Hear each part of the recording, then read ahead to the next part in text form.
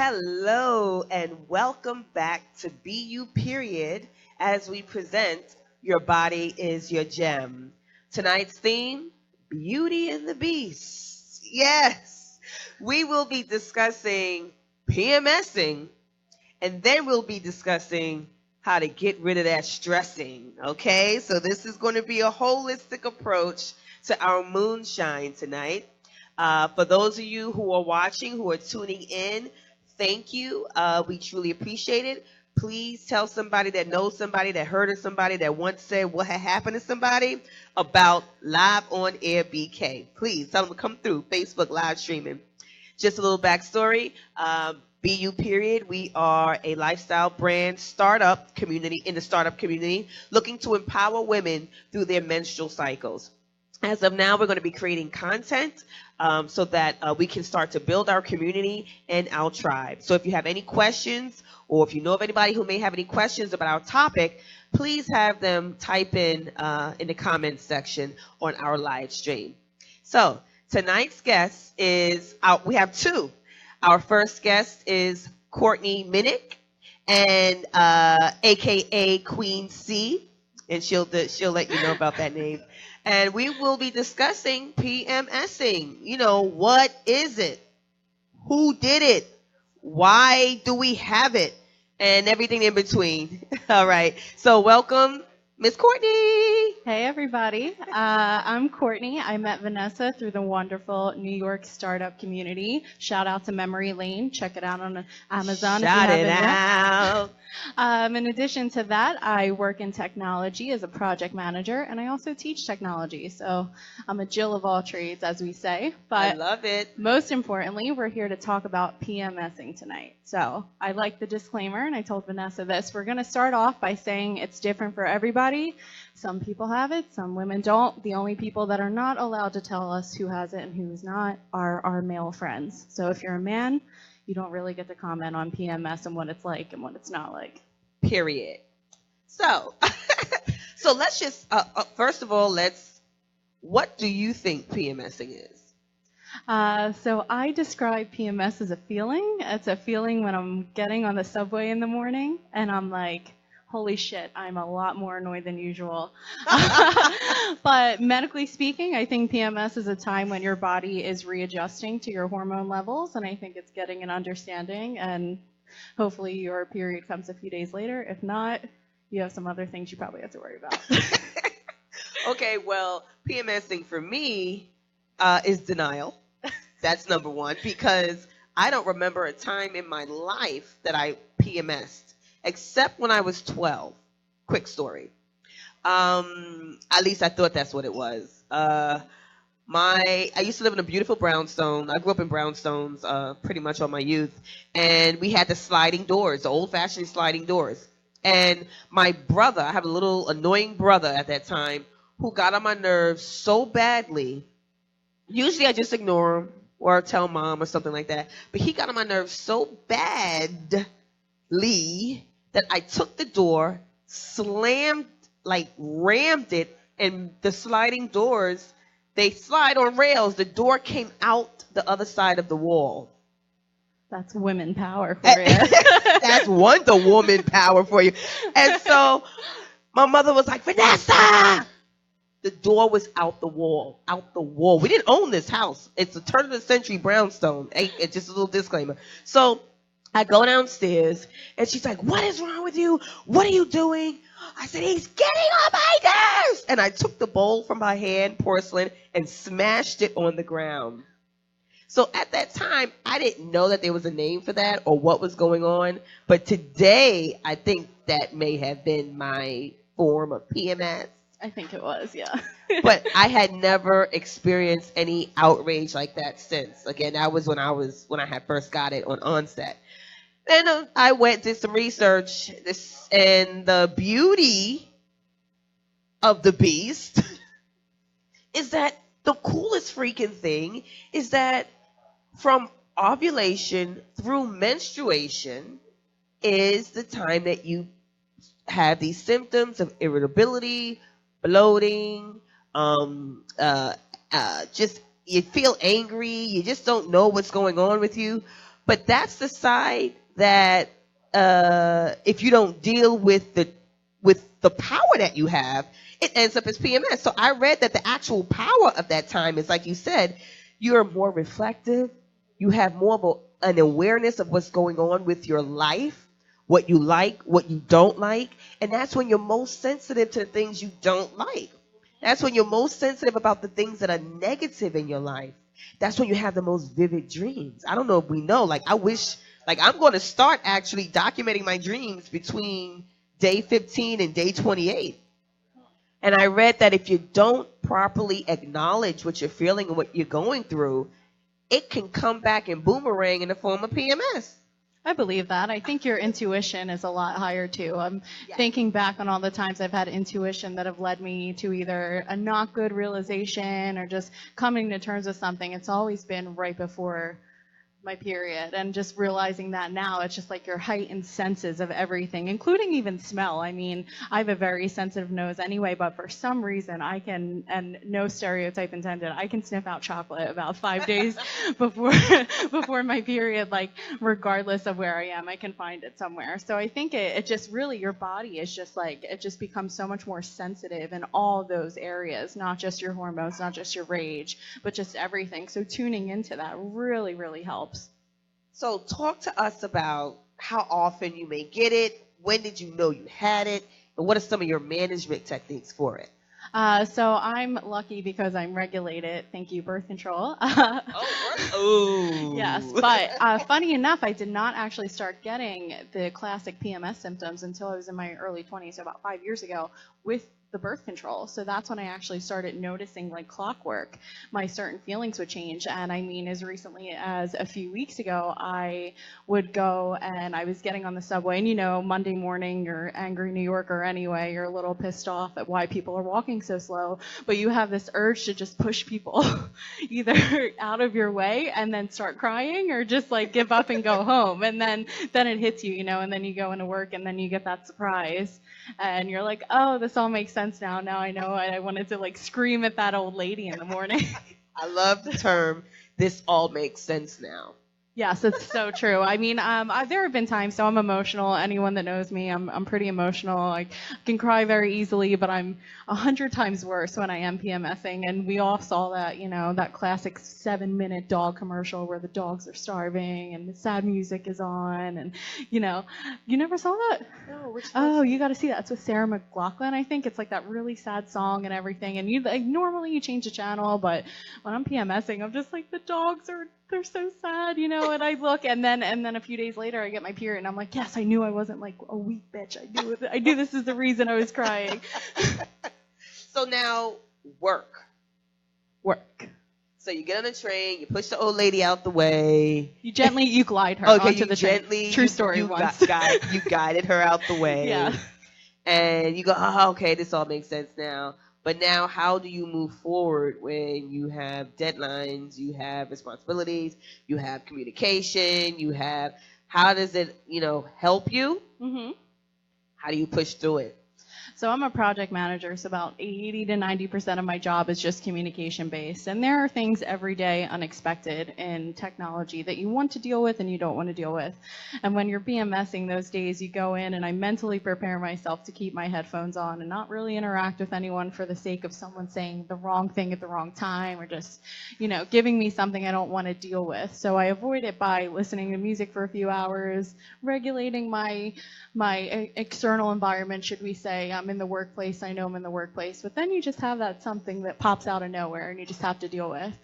And I kind of take a second, I either step away and like freak out or like clench my fist, you know what I mean? I don't go and start screaming at people and everything else, but you just take a second, you take a step back when you can.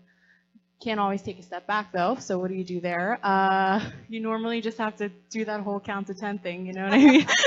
You take a deep breath, you count to 10. I do have a few close confidants at work that I curse in front of, and I preface, I'm not cursing at you, just let me curse, get it out. Okay, this is what we do to move forward.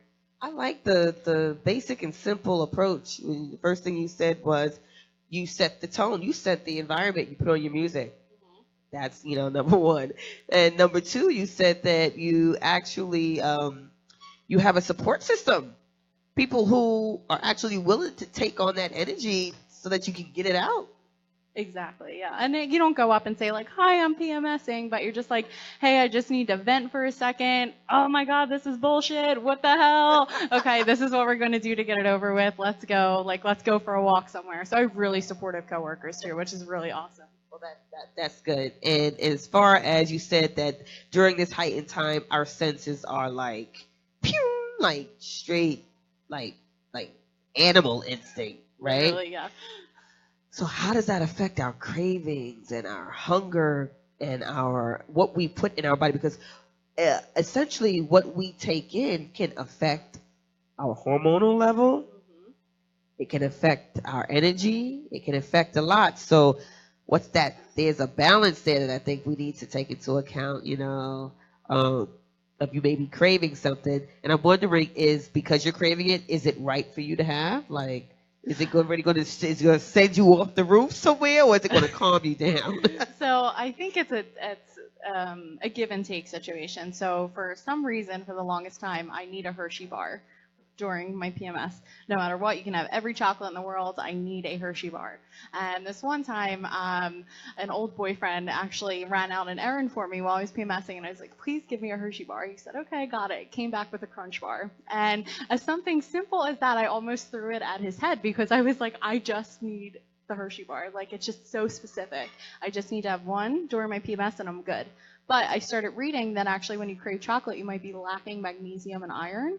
So normally, what I do now is when I do want that Hershey bar, I'll go for like a spinach salad or, I'll do something to get that back and find I'm not craving it. I think everyone's entitled to cravings, PMSing or otherwise, right? But you can't have Hershey bars 3 times a day for that whole week that you're on your period. You know what I mean? That's where it gets too excessive. Well, I hear that with the cravings, it's similar to when you're pregnant. You're pregnant and you're having these cravings. But if you're not pregnant, then your body's wanting to give birth to something. And that's where that whole creativity. That's where you got to go in, dig in, and pull out your brilliance.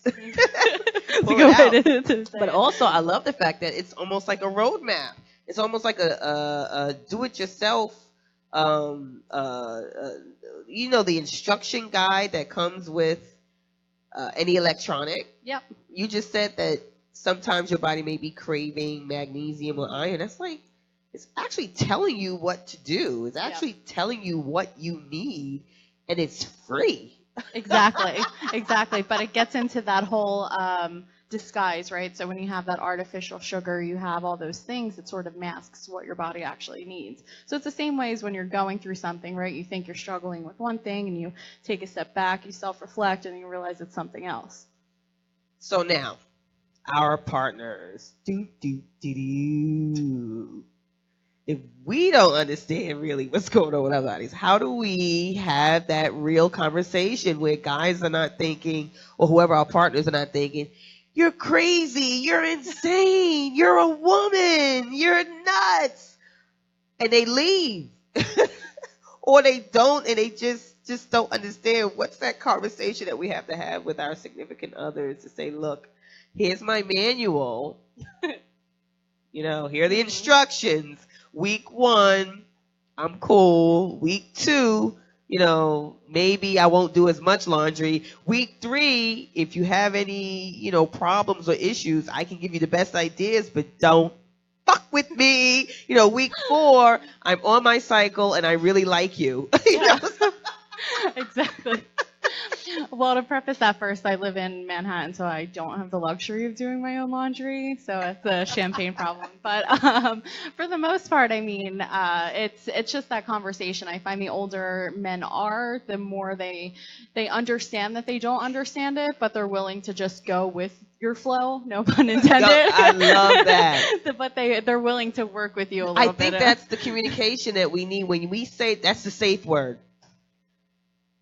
just go with the flow. Yeah. And they'll know. But go with my flow, not go with my with flow. exactly. And Yeah. they'll know. So doing that and just understanding, and it's, and as the more time you're with someone, the more they realize, like, why is she super emotional week 3 and why does she just want to cuddle week 4? You know what I mean? So they get to understand you and your quirks and know when it's coming. It definitely helps to preface them. So it's like, hey, by the way, PMSing over the next week or so just bear with me. Apologies in advance. And I'm also a big fan of delayed gratification. So like doing something special for them afterwards, like giving them a cake that says, sorry, I yelled at you when I was on my period, things like that. Or giving them a Hershey bar when they got you a Crunch bar. I think that's it. I think we should come up with Go With My Flow as the next startup app for people who are in relationships. That, I mean, shoot, if nothing else, it can get you like the really best gifts from your partner. Exactly. If they know when it's coming, they can prepare for it. Yeah. So let's see. We discussed actually acknowledging, that you have it, what you're going through, understanding your body, acknowledging that it's okay to crave, it's okay, your body's letting you know something. Also understanding that this is a really good time for you to reflect and really see what's going on in your world that's working or not working, and when you can be your most creative and to actually embrace it. We went over at work, hey, set up a support system if you can. There's one thing we didn't touch on at work. Ooh. So what do you do when you get caught at work? So it happens to everyone. Wait, when you get caught what? When you get caught. So you're PMSing, it's coming. You go in, you're wearing your best white pants, or you're wearing that like flowy dress, and then you go in the bathroom and boom, it's right there. What do you do? Because I always am prepared unless I have it. So Wait, you mean getting your P. Diddy? Or your PMS? No, getting once the PMS is over. So you're tracking your PMS and you feel it. But then I always find myself prepared. I always help out coworkers until I actually get it. And then boom, I don't have a pad, I don't have a tampon, I don't have anything. What happens then? So setting up a support system or having that go-to person that you could say, hey, what's going on? So making friends with the receptionist, making friends with the people that know where all the goodies are, right? Because sometimes work gives free stuff that's not the best quality, but there's always that one person that has what you need. I love it. I absolutely love it. And I mean, not only would it just help you during that time of the month, before the time of the month, it help you kind of set up a support system that can build into a sponsor system. Like, no, they will really get to know who you are and how you tick and how you move. And so, the different ideas that you have, they may be your number one champions. I don't know. Success is in unlikely places, right? Yes, you never know. Exactly. All right, so this was a really great conversation. I'm really excited. I never really had the opportunity to talk about PMS, and as you know, BUPeriod, we're targeting women who have issues managing their periods, just their periods, but on the bigger question is their overall lifestyle management. And so that's not just the 7 to 14 days. It's the day 1 through day 28. Oh, yes. And, how do you effectively manage and leading up to. So this was some really good insight, and I really appreciate it. Is there anything else you want to share with the audience? No, that's it. If you are PMSing, be open, be honest, and don't be so harsh on yourself.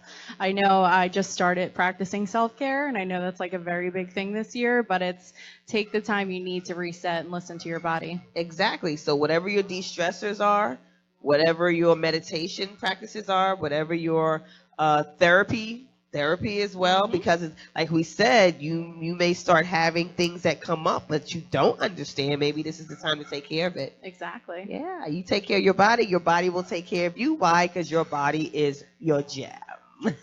I see what you did there. All right, well, let's see if anybody sent in any questions. Let's take a look here.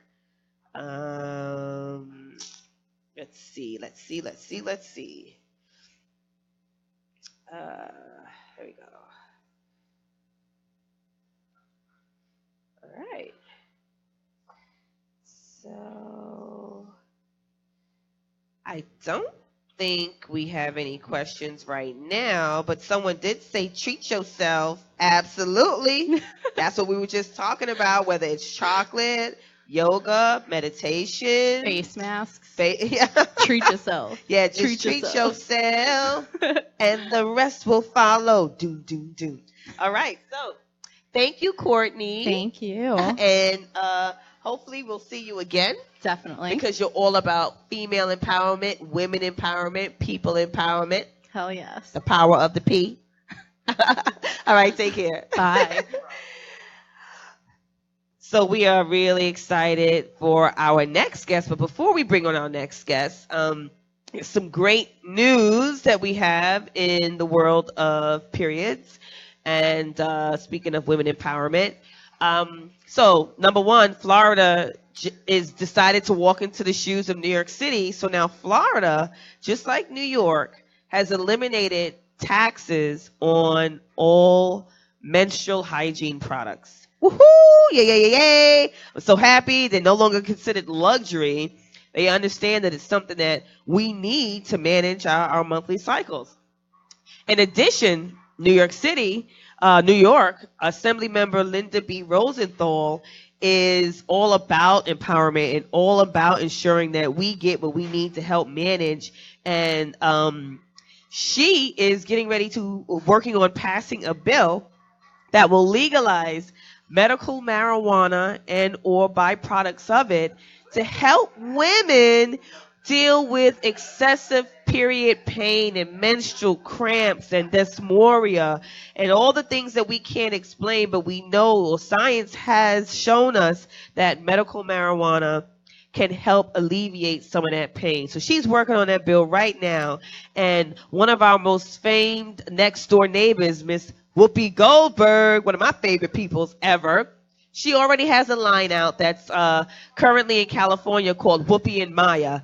And this line is a cannabis line of not just gummy bears, but topical creams and ointments and bath soaks that if you are experiencing pain during your menstrual cycle in the form of cramping, or if you have uterine fibroids or endometriosis, we know those are different types of pain, but cannabis products and byproducts can help subside some of that pain. So be on the lookout. We'll stay tuned. You stay tuned. We'll keep you updated and posted on different ways to help you manage your period pain. All right. Well, that was period news for this week. And we got finished with the beast. Now let's bring in the beauty, meaning we talked about PMSing. Now let's talk about stressing and the aspect of it that helps to continue the reproductive issues that we have, continue to be PMSing and not understanding what's going on, and continue to go without fully communicating and understanding what's going on in our bodies, that see different ways how stress affects our bodies and how we can ultimately affect stress. Welcome our next guest, Mr. Professor Alfonso Siverls. Welcome. He is a professor of psychology for like the past 50 years. I think he invented it. I don't know. Just 40. Oh, 40. At least there was paper and pen back then. So I'm sure we can research you. Welcome to the show. Hi, it's good to be here. Thank you for coming. Yes, it's such an important topic. I know that you are starting up the business BUPeriod that focuses a lot on stress-related problems, specifically fibroids. So I'm going to spend a little time talking about the 101 of stress. Most people, when you ask them, what is it that you feel when you're stressed? They talk about being anxious, nervous, feeling under pressure. And this is correct to some extent, but that's the after effect. And they really don't understand stress as it relates to what happens internally in the body. Now, we know that in terms of fibroids, there are three important factors. One being level of estrogen, second being inflammation, and the third, stress. Now, stress is related to just about everything that goes wrong with us. So I'm going to spend some time on explaining stress. When we use that term stress, you never feel stress. What it is that you experience when you say I'm stressed or stressed out is that you always feel the emotional component produced by stress. And that is basically anxiety. And that can take many forms. It could be anxiousness, nervousness, tension, pressure, fear, or guilt. Usually, it takes on combinations of those forms. Stress itself is an internal process. It's an imbalance within part of our nervous system. It has to do with the increased activity of what we call sympathetic nerves, part of the peripheral nervous system. And this increased activity of sympathetic nerves increases the activity of muscles, organs, and glands. The best way to explain it is to think of your body as a car that's designed to work 30 miles an hour. It can run at 30 miles an hour very well for a very long time. When you're under stress, the body works at 90 miles an hour. So internal organs and glands are in overdrive. Is it like fight or flight? No, not necessarily. That's one part of it. Stress, you can think of it in two ways, acute and chronic. Acute stress is temporary. That's the fight or flight syndrome. That's when you're faced with a threat or a challenge. Because stress, by its very definition, is a physical, that's the important thing, physical and mental response to anything you perceive as a threat or challenge. And it's all internal. It's internal. So I can sit here and be stressed out. If a big old German Shepherd comes in, my body is going to respond. Increase activity, heart, blood flow, increase production of glucose, increase secretion of cortisol, one of the stress hormones. Stress response. That's in the present. Oh, I can sit here and be stressed out because I'm thinking about the Martians who are going to invade in 5 weeks from now. So my body is reacting to things that's true and not true. Or I can sit here and be worried about something that happened 5 years ago. Does not Current, matter. past, or the future. Exactly. The response is the same. And that's important to understand that there's this physiological response. So acute stress, which is temporary stress, is useful. In other words, if the building was on fire, it mobilizes you to have the energy and the resources to get the hell out very quickly. Absolutely. Yeah. But unfortunately, we live in the age of chronic stress. Now, chronic stress is a whole different ballgame. Chronic stress is the body working at 90 miles an hour for a long period of time. Now, there is some real problems with that because the trick of it is that when you're under chronic stress, you adapt to that abnormal body activity. So the abnormal becomes the normal. So you no longer feel it. That's why under chronic stress, the heart's beating faster at a faster rate, pushing the blood at a faster rate, the pressure of the blood flowing at a faster rate. You let this happen 10, 15, 20 years, two kinds of things. High blood pressure. And most people who have high blood pressure, they would say, oh, I didn't know I had that. Heart attack. Heart's a muscle. It's a pump, rather. And like any other kind of pump, you force it and push it in overdrive, it stands the possibility of breaking down.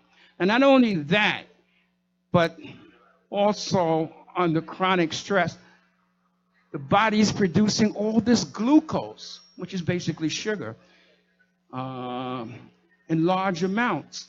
Under normal circumstances, you want to have a balance between the glucose that's created in the body and the levels of insulin produced by the pancreas. Under chronic stress, the level of glucose is up here, the level of insulin is down here. Over time, 10 years, 5 years, in some cases much quicker, some cases much longer, diabetes. We see these stress-related disorders. We also know that stress is a key factor in the onset, not only the onset, but the continuation of uterine fibroids. All right? So stress is chronic stress is a real danger. And anything, I tell my students that in this world, nothing is stressful, yet anything could be stressful. It all depends on your perception, your cognitive appraisal of situations. So if you constantly perceive things to be a threat or a challenge, your body is responding under this stress response. And now, not only is the heart and blood pressure and levels of glucose increasing, you're increasing these levels of stress hormones like cortisol and other hormones. So when we talk about fibroids, and we know stress can interfere with the monthly cycle, the menstrual period, and when we look at this, we have to consider that stress is an important key in understanding the onset and the continuation of these problems. Well, And let me continue. That's not the only thing about chronic stress. The biggest thing about chronic stress is that it suppresses the immune system. Now, the immune system is the only defense the body has. Your body is like a boxer with only one punch for anything that goes wrong with it. And that one punch is the immune system. And anything that weakens the immune system increases your vulnerability and increases your risk factor. So when you look at fibroids, fibroids are tumors, non-cancerous tumors. And basically, it's abnormal cell growth. And the body's producing abnormal cells continuously, but the immune system attacks it and destroys it. It's like fibroids is similar to cancer. We don't actually know why, when that occurs, that the body does not go after this abnormal cell growth and destroy it. And the truth of the matter is that when we do find a cure for either fibroids or cancerous, which is cancerous tumors or non-cancerous tumors, it'll probably be an immunotherapy, a therapy that utilizes our immune system. But we know for sure that chronic stress, prolonged stress, suppresses and reduces the effectiveness of the immune system. Now, that's still not the whole story when you talk about fibroids, because fibroids, like other stress-related disease like hypertension and diabetes, we see a disproportional amount among certain groups. For instance, there's, as you know, a much higher level of incidence among fibroids among black women as opposed to non-black women. And it's also true, we see higher rates of hypertension and diabetes that cannot be explained only by lifestyle and diet. That brings us to something fairly recent. In 2003, they figured out the genome. In other words, they mapped the sequences of genes. And we sort the of sequences of genes? Yes. Okay. So we sort of thought when we mapped the sequences of genes, that was the ball game. We figured out the genes and what they do. But we come to find out that's just the tip of the iceberg. There's a whole new area called epigenetics. Epigenetics. Epigenetics deals with how gene functioning, how genes are expressed by environmental factors, how environmental factors alter the expression of genes. There's been some very interesting research done in that, and I'll name one particular research done here in New York City that was done with Holocaust survivors. And they actually found with Holocaust survivors, they went through the trauma of the Holocaust, and they were able to identify the genes associated with trauma. And they found that they had a particular marker, or what we call a tag, on their genes. So all the people who went through that had this genetic marker or tag. A genetic marker. All the people who went through the trauma of the Holocaust. Yes. And a genetic marker or tag is like, to understand that, it's like the volume on your stereo system. The genetic marker or tag turns it all the way up. So they had quick response to the stress response. In other words, when they encountered stresses in their environment, stress response in their body act quickly to those response. Now, these were the Holocaust survivors or the family members? Holocaust survivors. Now, the amazing thing about that is that we didn't know this until the research was done, is that their survivors also had the same genetic markers or tag. The survivors or their survivors, their children. Their children. Because then they became more vulnerable or had a predisposition to respond to stresses in the environment at a higher and quicker rate. That sort of changes the ball game. But that helps us to understand the discrepancies when you look at uterine fibroids, when you look at hypertension, and you look at diabetes among particular groups. Because the possibility of vulnerability and predisposition to respond to stressors, and stressors is anything that you perceive to produce stress, is greater in some groups, and that this can be passed down. So consequently, it's more than just diet and lifestyle. There are genetic components. So when we look at uterine fibroids, it's important to understand that, because that knowledge begins to help people understand that it's just not me. There are other factors at play, and that helps reduce their stress about the experiences they're going through. Wow. So that can help explain why there's up to 80% of women in this country who have uterine fibroids, but the majority of those women are Black women. Yes. And, by the time they're 30, it's like 30%. By the time they're 32, it's about 30%, but still the majority are Black women. Yeah. And the majority of hysterectomies that are done are Black women. So we're getting them at higher, faster rates. Now, you just brought up the Holocaust. That was only 4 years. Was it 4 to 6 exactly. years? That was a small period. So when you look at the experience of, and I don't want to harp on slavery and discrimination. You're not hopping on it. You're kind of making genetics opened all that up. Science of genes just exploded this stuff. It shows that, you are, and genes are not destiny. You can carry a genetic marker or a genetic tag. A lot has to do with the environment. And especially when you're talking about stress, what is stressful is only stressful if you perceive it to be stressful. So it's your cognitive appraisal of things. Well, two things. There was a study recently done that disclosed the uterine fibroid gene actually comes through the father.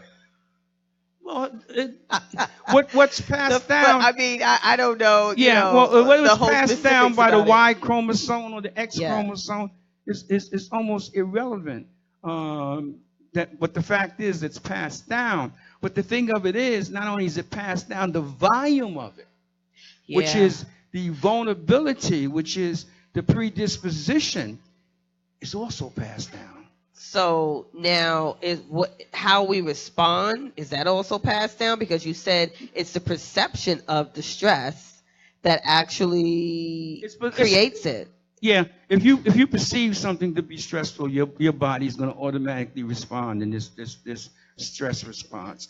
So it is to first of all is to educate people about stress and what stress is, and then to put in effective stress management strategies on how to handle stress.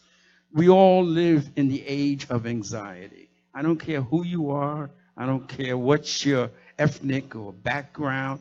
You have to deal with anxiety one way or another, or anxiety is going to deal with you one way or another. So when we talk Some about people are at more risk because of this genetic vulnerability and predisposition than others. That's the bottom line. So when we talk about anxiety when it comes to menstrual cycles, it is still one of the biggest taboos, shame, stigma topics for half of the world's population. Sure, because that's you know that's the thinking about it, and you have to de-stress by changing how people think about it. So there's kinds of activities in which you're doing.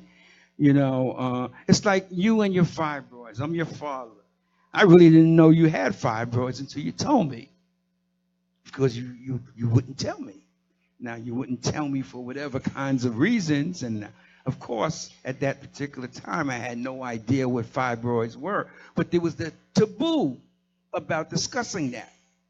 Here you are years later, and there's this openness about discussing it. And that's part of the first steps in teaching people how to effectively deal with it, because it's not necessarily going to go away. And fibroids affect women in such drastic ways because it impacts their reproductive ages. And women has a tendency to personalize that in terms of seeing it as a fault within themselves, their own character, their own makeup. And that can lead to other stress-related problems like anxiety, like depression. All of these things, just unfold and interconnected. So the first step on working effectively about addressing this is having people to speak about it and understand, number one, that they're not alone, and number two, it's not necessarily something that they did or did not do. Especially so when removing the blame, the self-blame. Yeah, that's important, and that's important in many ways, and all stress-related problems. You're going to deal with the stress, or stress is going to deal with you one way or another, whether you're breaking out in acne or any other stress-related problems, and it's triggered by our own cognition, our thinking. Our body is designed to respond in that way.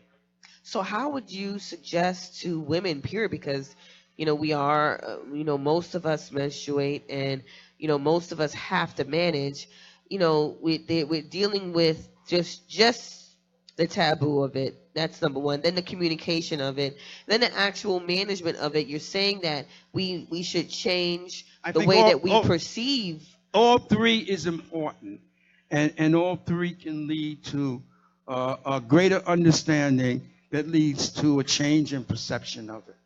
How do you think the conversation should start? I think like by arenas like this, by a willingness to talk about it, and I since you started doing this startup, I've been basically educating myself on this, and I'm surprised about the people I run into who have the same problem, but I never knew and never said anything.